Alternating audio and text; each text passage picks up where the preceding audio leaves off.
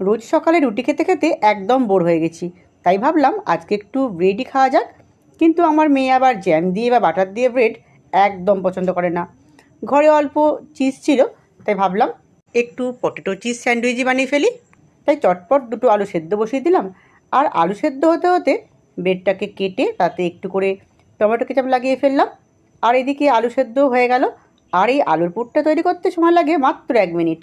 Breakfast বানাবার জন্য হাতে আমার সময় খুবই কম থাকে, 8টার মধ্যেই বানিয়ে ফেলতে হয় ব্রেকফাস্টটা। এত চটজলদি আর এত ইজি ব্রেকফাস্ট মনে হয় আর কিচ্ছু হয় না। পাউরুটির মধ্যে একটু করে আলুর পুর দিয়ে আর একটু করে চিজ দিয়ে দুদিকে বাটার দিয়ে মচমচে করে সেঁকে নিলাম। বড় খুশি আর মেয়েও খুশি।